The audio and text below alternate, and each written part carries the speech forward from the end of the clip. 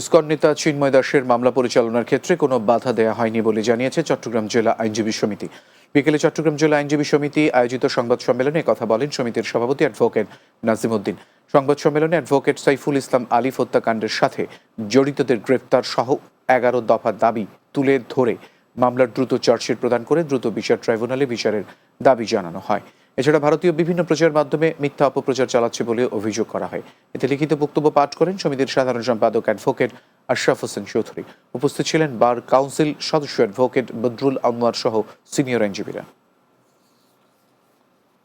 চট্টগ্রামের দক্ষিণ বাকলিয়ায় যুবদলের 2 কর্মী মোহাম্মদ দেলওয়ার হোসেন ও মোহাম্মদ নুরুকে ভাঙচুরের মামলায় জড়িয়ে হয়রানির প্রতিবাদে সংবাদ সম্মেলন করেছে স্থানীয় যুব দলের নেতাকর্মীরা। দুপুরে চট্টগ্রাম প্রেস ক্লাবে এস রহমান হলে এই সংবাদ সম্মেলনের আয়োজন করা হয়। এতে বক্তব্য রাখেন নগরীর বাকলিয়া থানা যুবদলের সাবেক আহ্বায়ক ইসমাইল হোসেন লেদু, সাবেক সাংগঠনিক সম্পাদক জাকির হোসেন, যুব সংগঠক মোহাম্মদ নজরুল, মোহাম্মদ শরীফ সহ অন্যরা। সংবাদ সম্মেলনে যুবদলের কর্মীদের নিঃশর্ত মুক্তি দাবি করেন। একই সাথে মিথ্যা ও হয়রানিমূলক মামলা করায় দোষীদের শাস্তি দাবি করেন বক্তারা।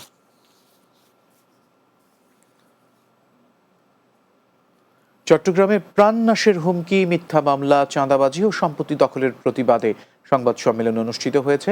বিকেলে চট্টগ্রাম প্রেস ক্লাবের এস রহমান হলে নগরীর মাধ্যম রামপুরা এলাকার ভুক্তভোগীদের উদ্যোগে সংবাদ সম্মেলনে বক্তব্য রাখেন এলাকাবাসীর পক্ষে মনিরুল ইসলাম আজাদ। তিনি অভিযোগ করে বলেন, জুলাই আগস্ট বিপ্লবে ছাত্র জনতার উপরে গুলিবর্ষণকারী ও কিশোর গ্যাং লিডার ইমরান এবং তার সহযোগীদের অত্যাচারে অতিষ্ঠ এলাকাবাসী, তাদের বিরুদ্ধে রয়েছে থানায় একাধিক মামলা। সংবাদ সম্মেলনে এলাকার ভুক্তভোগীরা উপস্থিত ছিলেন। রাতের বাংলায় আবারও বিরতি নিচ্ছি, সঙ্গেই থাকুন। মেয়ের জন্য ফিউচার প্ল্যান করে রেখেছি আমার ফাইন্যান্সিয়াল পার্টনার আইডিএলসির সাথে।